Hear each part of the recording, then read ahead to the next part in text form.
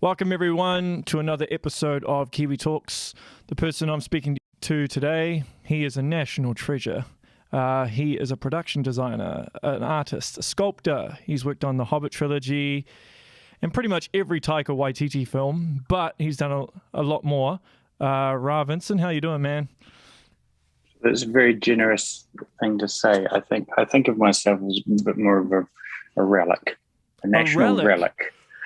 But one that managed to jump the nest, and I'm waiting for the day when I can return.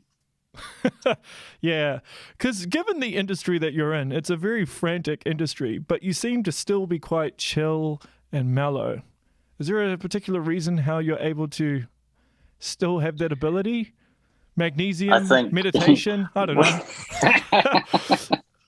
Yeah, a little bit of all of that. I mean, there's nothing wrong with taking a few supplements after you hit 45. But, this industry supports those who take their time playing. If you want to play the long game, you really have to take care of yourself. And it's such an engaging, exciting industry to work in that quite often you can kind of be overwhelmed, over enthusiastic, and you can kind of burn yourself out really quickly. And in fact, in the earlier years of my working on films as an art director or as a fabricator, quite often I would work myself to collapse every day. But I've learned over the years that actually, some of your best contributions come from a rested mind and from kind of just living the life of a production designer, or living in film and storytelling, so that it just is part of your kind of everyday mahi. And it's not something that's like a hose that you turn it on, turn it off, turn it on, turn it off. And, if you treat it like as more of a part of your life, you can kind of find a balance within that.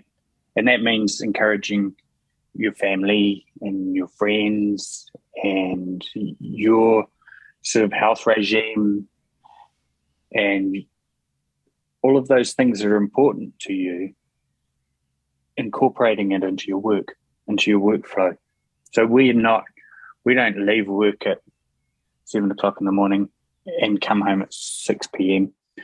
We wake up kind of making a plan for the day and how the day is going to incorporate what your teenagers are up to that day and what your partner's doing, and, how you can be the most effective you can be at work, but also involve the rest of your life in the process. Yeah, because how do you manage that? Because you must do insane hours and go over schedule all the time, I'm sure. So to try and manage everything correctly when you could get up early, and have you ever had to do all-nighters or anything like that? Yeah, it's it's part of the game. The part of the job description in some ways, but what should never be part of the job description is burnout and kind of working yourself until you're completely tortured and hopeless. So I feel like, we do some extraordinary hours, but I will only ever stay around if they're worth it. If we're doing something that is amazing and benefits the product, then absolutely, I'm 100% there. If we, for whatever reason, and this does happen sometimes on some shows, we're there and nothing really beneficial is going on, and it seems like my contribution is wasted being there. Right. I'll go and work from home, or I'll clock out and go and make myself more available to my kids or my partner. So even though it can be a kind of a full-on, everyone loves this idea that the film industry is kind of hypermanic, but it's not sustainable. And there's a good example of that is at the moment in America, the IATSE union are calling a strike for this very reason. So we're looking at, there's 160,000 people in that labour union, and they are really generally getting together to emphasise the fact that it's not sustainable. You cannot work 7 days a week, 14 hours a day, and without a break. And I think maybe, it's okay for somebody like me who's a production designer, and I can kind of call my own hours if you like. But the people who work with me and the people who work behind the camera don't have a lot of say in that. But in the US, I guess they're protected by this labour union, and it's the first time in 128 years that they've decided to call a strike.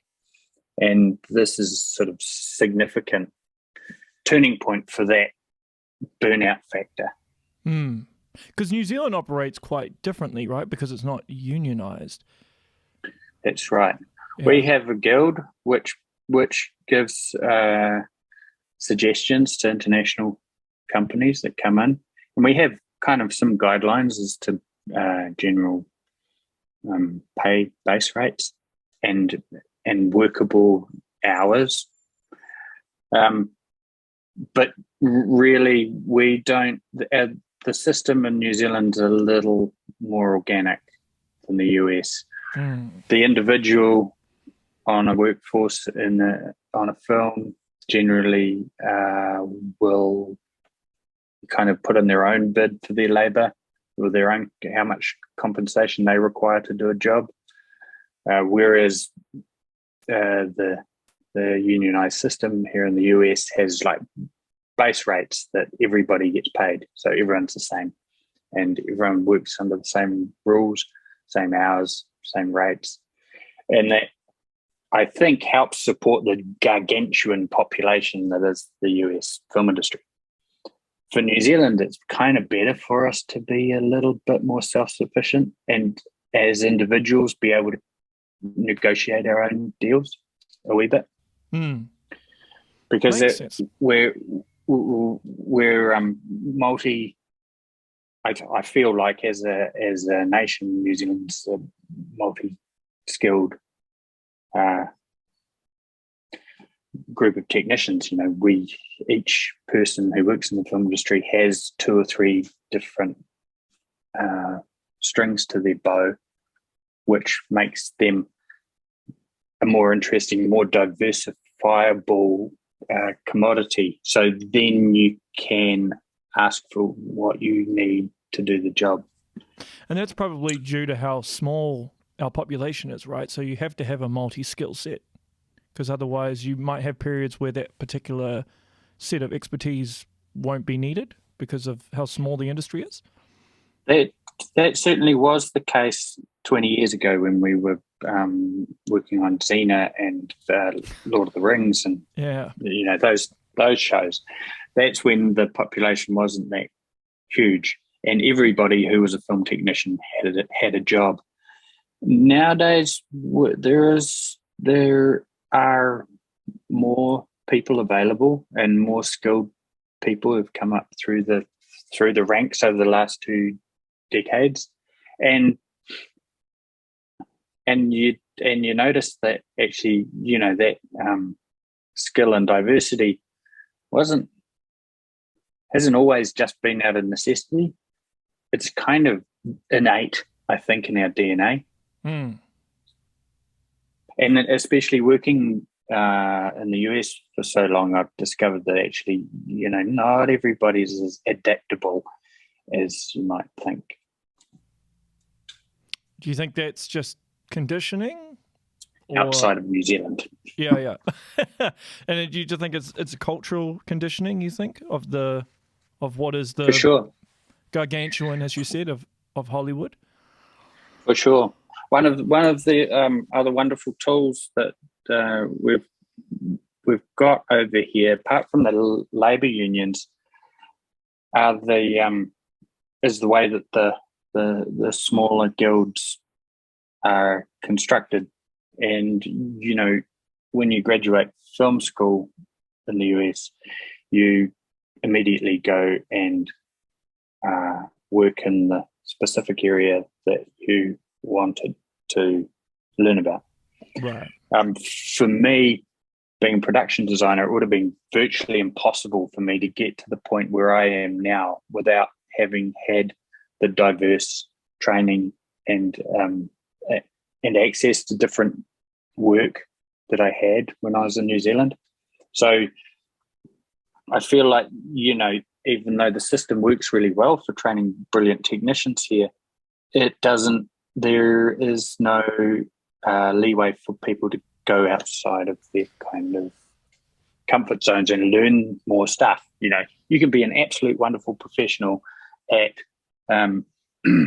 architectural modeling, but if your sideline passion is sign writing, it's never going to happen unless you go out of your way and you join another labour union, which is the Signwriters Guild, the scenic.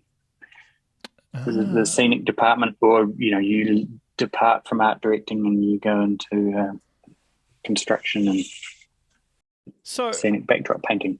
So is that, this is a bit of a segue, but is that part of the reason why you wanted to set up this studio in Wanaka, to help encourage more of that diversity within the New Zealand filming industry? Wanaka's really a unique opportunity to create a big enough hub where we can have access to more of New Zealand, not only scenic beauty, but also a sector of the community that doesn't necessarily have access to that kind of training or that experience. So we've placed ourselves in the most idyllic part of the country, and also by opening up film school opportunities and apprenticeships through the facility, which is Silverlight, we are encouraging people from other walks of life to join and participate in this. It's quite a diverse medium, filmmaking. Film now has got all of these other tools that go with it, new media and the internet and gaming and virtual reality and kind of all of those storytelling devices that aren't necessarily just making movies. So what we're trying to do is encourage, more of an immersive creative hub that can support giant films or small local projects or international virtual production. So it doesn't really matter where in the world we set ourselves up. And in fact, somewhere beautiful, idyllic, remote part of New Zealand is kind of perfect because it becomes in itself a destination, and it also looks after a group of a big sector of the country that kind of doesn't get much of a look in, really, unless you're into farming or tourism. There's not a lot else going on. But yet that's kind of what's shown internationally. When people think of Lord of the Rings and The Hobbit, for example, and they think of the scenery, a lot of it is the South Island, right? A lot of that lush, beautiful landscape. We've got a super unique piece of countryside which, doesn't exist anywhere else in the world without some access to some facility. So by bringing a film park to Wanaka, we're allowing the utilities to have easier access to that. So when you worked on Lord of the Rings and The Hobbit, there must have been a major difference between the 2 points and when you worked on it. Obviously, one was you were as a sculptor and the other as a set designer. But was there a massive change in terms of the production, in terms of the technology that was used, but in terms of how it was filmed, getting stuff in and out of location? as well? We went through, I think, a phase, particularly on The Hobbit, where we're quite reluctant to really shoot too many locations.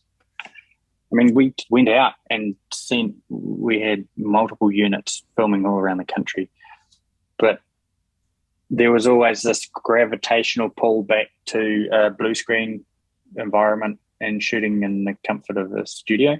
What was that? Because logistically now, with the availability of the really amazing visual effects technology, it's cheaper. Basically, right. It's easier for cast when they don't have to be shuttled from one end of the country to the other in a helicopter. You know, it is a lot of fun, but it's super tiring and super expensive on a show like The Hobbit to travel from one end of the country to the other with all associated trucks and camera gear and then people who need to be accommodated. So, you know, having a little bit of a home base in the middle of the country is actually not a bad idea. What I'm finding now is that since we've gone through that visual effects teething phase, I guess, you know, where we thought that we could do everything from our laptops, there's a real effort to try and get back to a little bit more of realistic background or location-based filming, and the other piece of new technology that goes hand in hand with that is this LED immersive environment.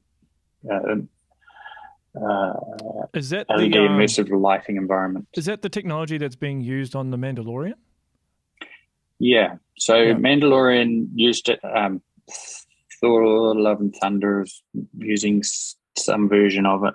We just came off an HBO show that's built a huge LED volume, and the idea is you can, as much as you'd like to go out to these really difficult locations, you can actually build an environment and shoot it still in the comfort of your studio and have everything react as it does traditionally through a traditional camera format. We've got a live background, which the talent can see, the camera can see it, and it feels like kind of filming was in the old days a little. So, you know, there's a kind of a bit of an ebb and flow when it comes to new technology. Yeah, so with obviously this new technology, what advantages would there be then to shooting on location when you still have the ease of access in terms of, you know, being able to put footage on the back of the screen that can look relatively realistic? I think the advantages of filming on location still are for the traditionalists, and also if you need to go and do anything super wide, or you want to do a car chase in the snow, things that you can't kind of perform on a 90-foot wide cylinder of LED screens. Right, I see. Okay, that makes sense. So really, it's supposed to just be an assisting tool. So if you have a shoot that's based in Queenstown, for instance, and you're using the lake and you're walking along the edge of the lake, maybe it's sunny on day one, day two it's snowing and the clouds have set in and you're carrying on the same scene on day two, you might want to think about taking that into a weather cover zone, which is an LED background, which you shot plates from the day before, and you just carry on the scene in the comfort of your studio. Or, I mean, the other thing that these LED environments can give us are real-time visual effects backdrops, like good science fiction backdrops. You could be, your spaceship could be parked by the lake, for instance, and it's there in the LED volume. So there's with that type of new technology, it's opened up a whole lot of opportunities for graphics VFX artists to build environments and be part of kind of traditional filmmaking processes where they're building the sets basically. So where does that put you in terms of production and set design? Because would you be crafting less sets if you're just using this LED light system? I guess if I was swinging a hammer, I'd be building a little bit less. But really, this augmented backgrounds are supposed to just support what you're already building. So this is should be treated as an additional kind of piece of icing on the cake rather than depending on the technology 100%, because I think that's where the audience's brain switches off when they know that somebody's taking the piss. So we're actually being fooled into believing what's going on in the background. Right. But if you can give them a set to believe in, or give the cast a set to believe in, at least you're going to get a performance which is extraordinary.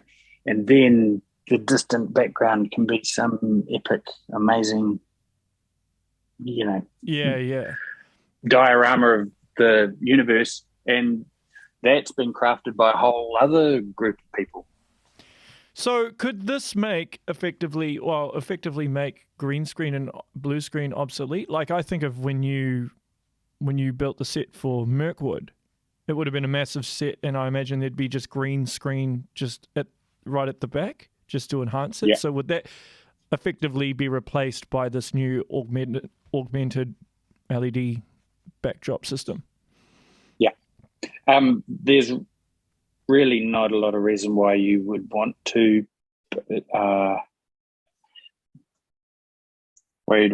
do blue screen or green screen traditional stages anymore. It becomes valuable because though in certain situations, because it's actually it's like a rolled up sheet, and you can put it up wherever you need to and then think about what happens to it later on. So if you're in the midst of something really great, and you've got your cast doing their thing, and you suddenly decide that maybe they should be on the moon, but we didn't have that idea when we first started thinking about making this movie. We had them in their living room. So part of the director's toolkit is like we'll just put a green screen here, and then later in post-production we'll have them standing on the moon. So it's still a really useful tool. What you have to do with LED environments is you have to have that plan in place way before you call any of the cast. So we would be thinking, right, so we're going to build a moon. We build a moon in advance, and then have the moon loaded in as a background, and just in case we might have built a living room as well. So on the day, if we want to switch from a moon to a living room, it's just a matter of loading up a new scene. Right. But all of that needs some really sturdy planning, and Hollywood and all of the people involved in Hollywood have very small, like short. They need some long focal foresight, and it's not really a thing that happens here. So someone gives you a pile of cash, you go and run off and spend it as fast as you can. But I think it's changing the attitudes to a lot of prep time for filmmakers as well, this type of technology, because you would kind of want to try and build your world 6 months in advance of kind of assembling everybody. Makes sense. But it makes sense. But given you've worked with Taika Waititi and Peter Jackson in the Hollywood system, because they come from New Zealand and the process is a bit different, do they approach it differently in terms of how what they're looking at with money and all that, or their directing, or have they kind of been basically taken over by the overlords that is Hollywood? Well, I mean, whatever country you're working in, you do take a little bit of time to get to know the process in the country that you're in. So, you know, for instance, Czech Republic have a system that's quite similar to New Zealand's. England have a system that it's like a hybrid American, New Zealand kind of approach to filmmaking. And then America's just got its own idea of how to make a movie, and that's how you do it. So little disruptors like Peter Jackson, Taika Waititi, can sometimes kind of feel like they're being abrasive or coming up against some sort of a feeling of indifference occasionally, I think, in a country that is like rock solid. This is the only way that you can make movies. You know, it's quite hard, I think, for New Zealanders to acclimate to being told exactly what to do and how to do it. And that goes for crews as well. I mean, there's a lot of expats here who work, but they always talk about the day when they get to work back home. Because was there much of it? You would have worked with the same crew on The Hobbit and Lord of the Rings, would you not? Not necessarily, but I had a wonderful collaboration with Dan Hennah, who's the production designer on The Hobbit, and the supervising art director on the Lord of the Rings. So kind of learning a lot of the skills that I now employ now through those two shows. There's more than one way to make a movie, you know, and we've together, Dan and I have done those two pictures set in Middle Earth. But the second time we did it, it was quite a different experience from the first time. Even though the subject matter is the same, the aesthetic is similar, the technology is a little different, but I think you kind of you adjust according to the new information that you have, the new skills that you've picked up, and you can kind of carve out a different shaped art department every time you go into a new film. Yeah. So, you know, even though we sort of had some similar crews working on both of those epic adventures, they were kind of quite different. Is that also partly because Lord of the Rings had a massive pre-production cycle? I think it was years. And whereas The Hobbit, it went through so much drama before it even got to the stage of filming. That because I think I saw that at one point you guys were like literally building it the day before you shot in some cases. Yeah. Lord of the Rings was the same. It wasn't okay. A lot of yeah. I know. One thing we did work out though over the 20 years of doing those two shows is that you can keep being creative right up until the 11th hour, and even then, it doesn't stop people kind of having some kind of contribution until the camera turns over. When that happens, everything that you've worked up to has to just slow down and concentrate on that frame. So, you know, quite often at the last minute, the best ideas come. and you have to allow yourself a little bit of leeway to accept that magic. And that's something occasionally Hollywood isn't prepared for. Well, I suppose also because you're dealing with so many different creative people, and creatives obviously love to contribute and create. So how do you manage all of that, right? Ensuring that everyone... That's a good question. Yeah. It is a whole lot of creatives, and they all have creative kind of temperaments as well, because you're pouring your kind of you're putting your art out there, basically. That's right. So the only way to successfully run an art department in the film industry is to run it a little bit military style. I mean, we all like to think that we have a little contribution, but at the end of the day, there needs to be a hierarchy, and the hierarchy is built so that at the top of the heap, it used to be there was a director, and the director had a kind of overall vision and the ultimate kind of say on what was right and what was not. That sort of seems to be kind of losing some traction at the moment. The more studios focus on saving money and making money, the more the onus is sort of being pushed towards the producing team who develop and create the content. But for me personally, I still work for the director and director's vision, and until somebody tells me that the accountant has got a better idea, then that's the way it'll stay. Right.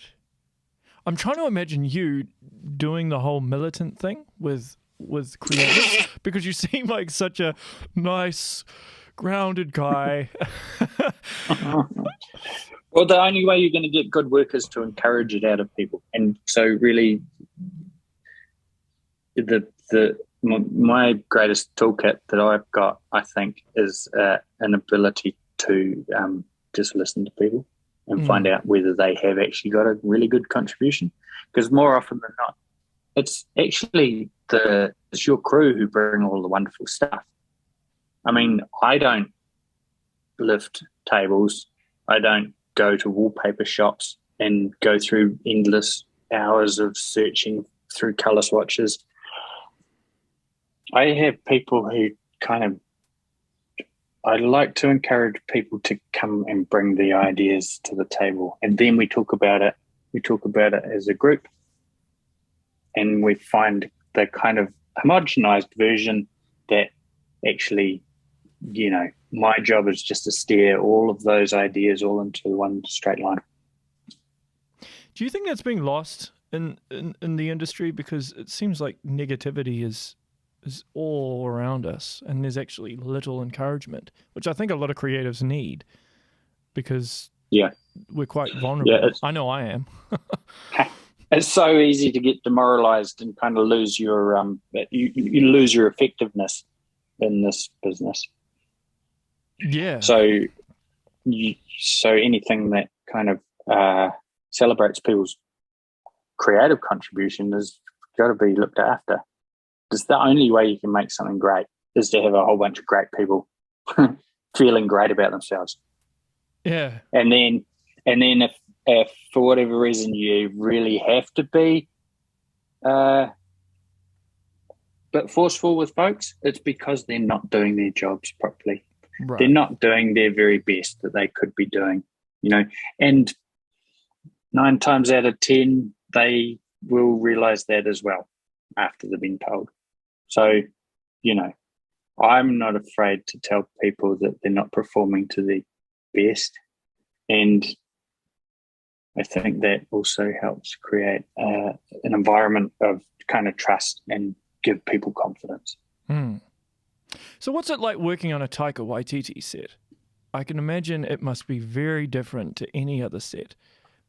It's a joy to work with Taika on a show that he's really invested in, and which is all of them. Yeah, of course. Because because he really truly cares about the product that he's making. So for me, it's always a satisfying event, because I know that my contribution is being well looked after as well. Yeah, well, he's got a lot of respect for you. Otherwise, he wouldn't keep hiring you, would he? So. I think he just finds it easier to talk to me because I can understand his accent.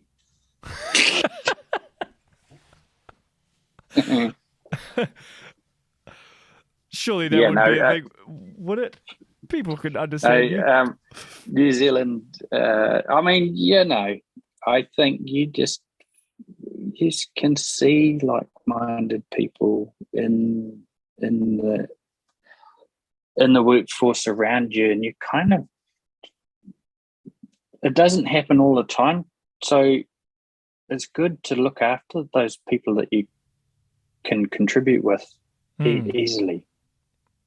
And I'll always have a spot vacant in my itinerary to help Taika with the show, because it's such a joy for me to work with somebody who understands kind of where I'm coming from. And I think in quite a few situations it goes the other way. So, maybe we're not ideally suited to some projects together, maybe, but certainly there is a shorthand there where we understand where each other's coming from enough to be able to pull off some really good movies. Which is all of them. So far, so good. So far, so good. So when you did Thor Ragnarok, was that any different from, say, What We Do in the Shadows and Jojo Rabbit? Because they've kind of got this formula down, the Marvel formula, right? It's almost like a train that just keeps going. Yeah. There's a little bit of misguided idea, though, I have to say. Marvel are very clever in that they know when they've got a really good thing happening and they protect it. And fortunately for Taika and for me, they saw some amazing stuff that's coming out off the script pages, and some beautiful set design ideas. And they looked after all of the good stuff. They're shrewd enough group to know when they've got a good thing going. And if it's not good, they'll cut it out. That Thor film, I challenge anyone to tell me differently, but it was unique. Every Marvel film since has kind of tried to fit into that formula given, but up until Thor Ragnarok came out, there hadn't been anything like it. And I think, the Marvel executives noticed there was something special about this, about Taika's work in his way of telling Thor, and kind of left him to it. So, even though we think it's just the Marvel machine that spits out $1 billion box office hits every time, it's actually because they're kind of quite shrewd and they support the good ideas. Yeah, well, it's a brilliant film, and I'm kind of surprised. Like they went with it, that they supported his vision 100%. I mean, some of the stuff is, but with films, right, you kind of never really know what's going to resonate with an audience and what isn't. You're kind of taking a gamble every single time. You kind of are, unless you're aligned with somebody who can read the temperature of the room, like who knows what is happening socially and politically at the moment, or who knows where to call the bullshit. So if the world's going down the funny path just because they're all being guided by social media or whatever, there's an opportunity there. There's some comic gold just mining through kind of some of the world's sort of more eccentric thinking. Is there a bit? I suppose there's a bit more eccentric thinking in LA compared to other places in New Zealand, for example, right? Yeah, everyone's on the make in LA. Yeah, we're all out to kind of do something extraordinary, or tell each other that we are. but is that kind of good in a way because you're constantly motivating each other because you're around that all the time? Yeah, it gets a little tiring for a Kiwi, Yeah. but I think it's still good. You know, this is the best town to make movies. Do you think you'll ever get into directing? I mean, you've pretty much done everything, almost. I'm quite keen to help some other people get their shows off the ground. I've outgrown my production design efforts a little bit. I feel like I kind of can contribute more to storytelling. I don't feel like I'm quite ready to tell my own stories yet, but I'm certainly feel like I'm getting really good at helping other people do it. And production design was really just was like the moving picture part of the equation. To look after that, what does it look like? I feel like I can kind of help guide or help frame a story as well. So maybe there's an opportunity there for to support or be the the kind producer. The kind producer. I like that. I like that slogan. Well, you're pretty much a mentor already, I suppose, in the fact that if you're managing a team and creatives, and you mentioned encouraging them, that's already an aspect of mentorship. Right. Yeah. Right. And I guess the next step, you know, I mean, you're looking after budgets and crazy stuff like that, but you also want to be able to build a team that can shoot a film. So, and that's everybody. That's all the camera department and the cast and the people who have to bring the essential services like food and trailers. Yeah. Locations. There's so much behind the scenes that I think a lot of people don't know. I remember watching, I think, some of the Hobbit behind the scenes and all this stuff that you just don't take into account. Like when you're out on location and someone needs to bring a portaloo and all these tents and all the food up somehow, you know. It's crazy stuff. Did you help build the Hobbiton set when it was being redeveloped? Yep. Because you built it out of permanent material, right? Yeah.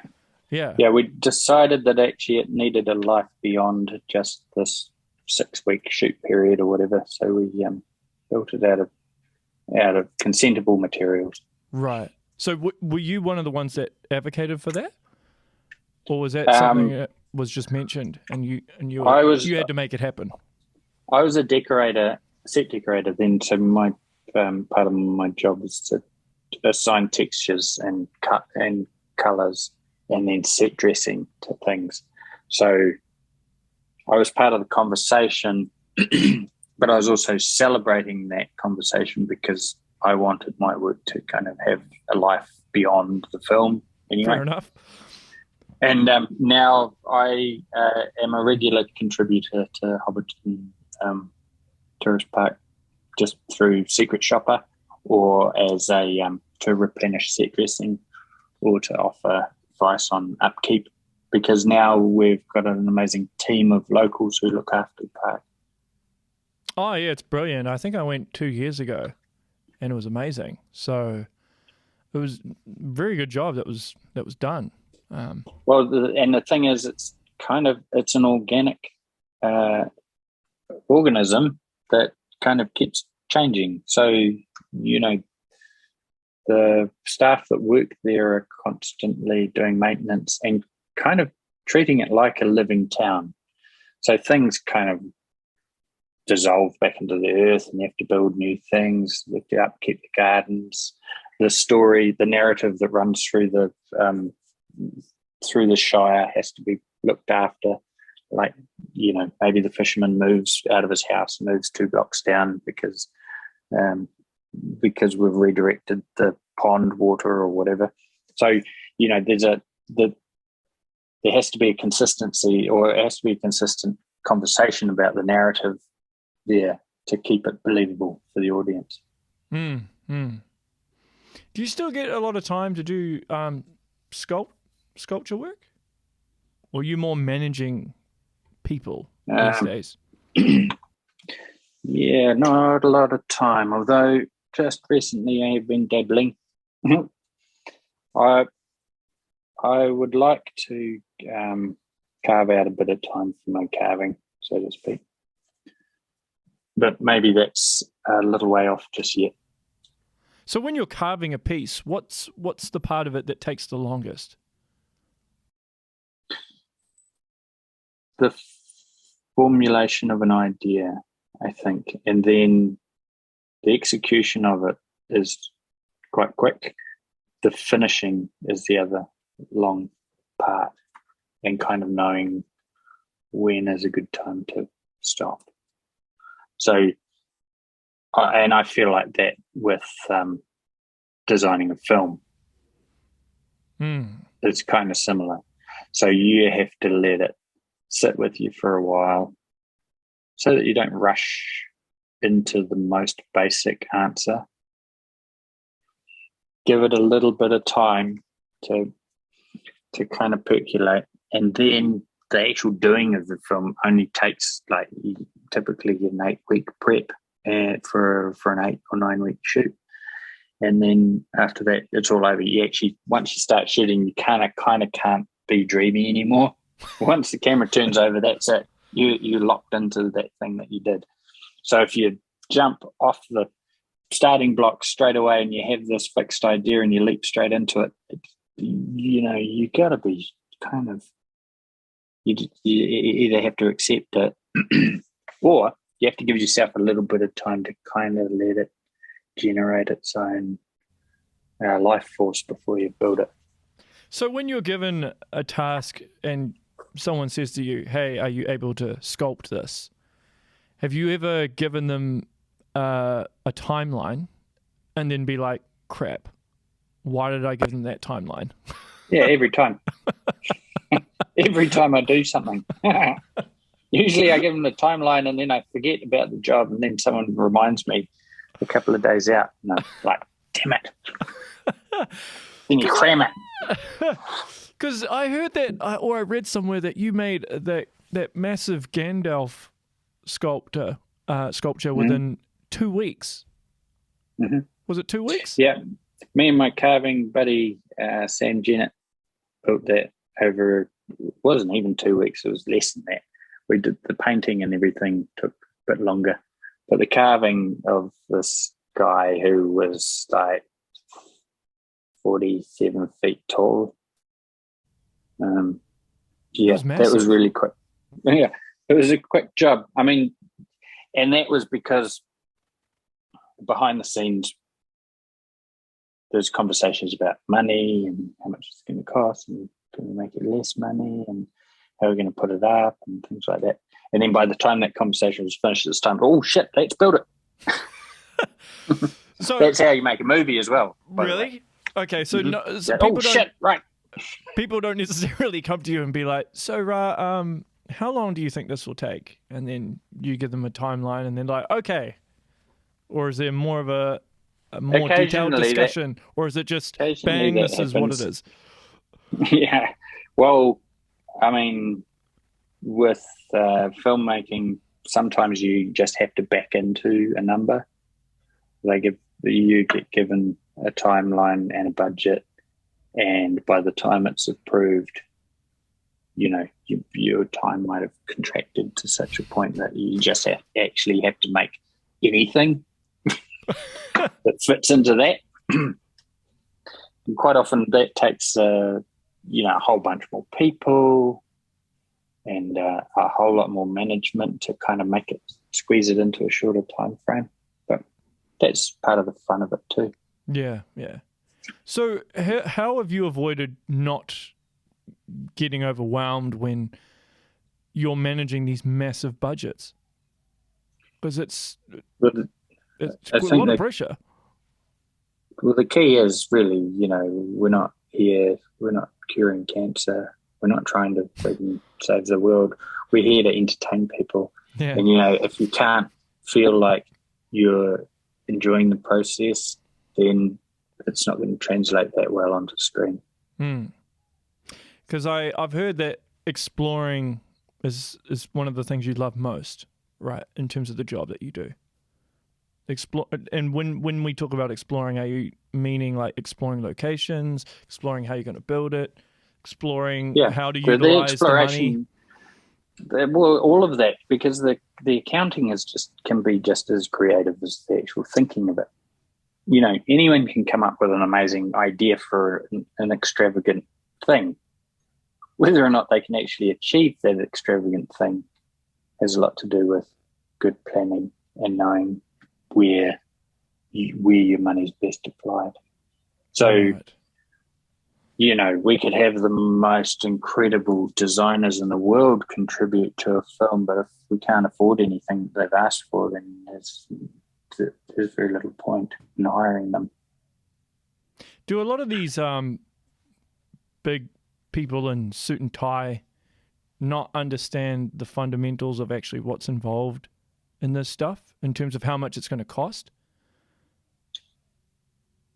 That's an interesting question too. I mean, they do. They understand, but they're always cheeky, and they will always try and see if you can catch them out. So, it's my job to just call bullshit when it needs to be called, and give people opportunity to be honest.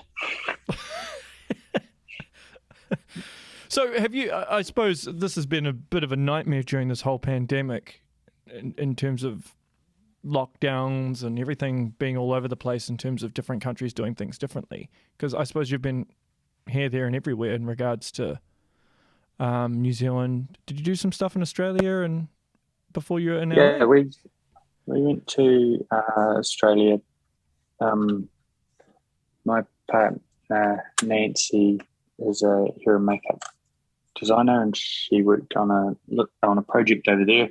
And I went to accompany her, and while I was there, I got dragged into Thor: Love and Thunder, and we had left New Zealand in April, and we'd come over to the US to work on an HBO show. Cool. And we've kind of been trying to get home since June. And unfortunately, even if you have like a few television shows and maybe a movie that are quite keen to come and shoot in New Zealand, there's still no easy answer to get us back. Just the other night, though, me and my family scored a spot in managed isolation, so we're pretty excited. We'll be back soon. Oh, wow. Okay. That's a feat in and of itself, right? Because they got this new lottery system, I think, now, which is and weird. it's been frightening away work. Yeah, I bet. So, I feel comfortable in coming home because I know that I can just leave again. I just might not be able to come back, that's all. But anyone who has a product that they want to bring to New Zealand is having second thoughts about it, because it actually is quite difficult to manage this managed isolation. Well, it'll be good that you get back, I suppose, and you can take a bit of a break. Or will you have work lined up when you get back?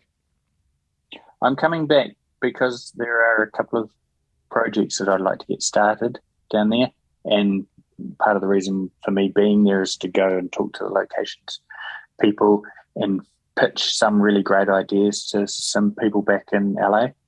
And if we don't sort out this MIQ problem, none of those shows will be coming here. So if it doesn't work when I get home, I might have a little break and then go to a different country and find some beautiful locations, and we'll just take the shows there. You must know people in government. Can't you talk to them about doing something? Yeah, but there's sort of the system runs a little slow. It's like a film studio. Yeah. The kind of cogs at the top are the slowest of them all. By the time the information rattles through the cogs, you've got 10 days to finish the project. Crazy. Well, hey, I'll wrap up there. Thank you so much for taking the time and doing this. I know it's been a bit hectic, but appreciate everything that you've done. As I said, you are a national treasure, so I look forward to seeing very this. Sweet.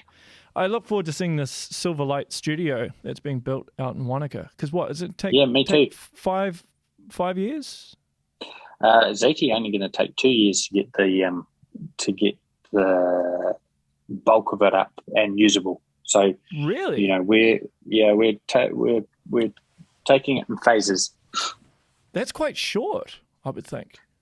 It's super short, but we have on our side fast track consenting through the economic development, and we actually would like to time it out with a few big productions that potentially are coming to New Zealand. So, you know, in the short of it is, let's sort out our MIQ problems so that projects like Silverlight and big ticket out of town films and even smaller budget shows can survive in a safe but workable community in New Zealand. Will that kind of help to take a bit of the pressure off the studios in Wellington and Auckland as well? Yeah, I mean, there is so much appetite for space, and New Zealand's full of brilliant technicians. So there's no reason why we can't fill all of them. Yeah, makes sense. And pretty much Weta has been doing Avatar for who knows how long now, which has been taking up all the time. So not much studio space, I'm sure.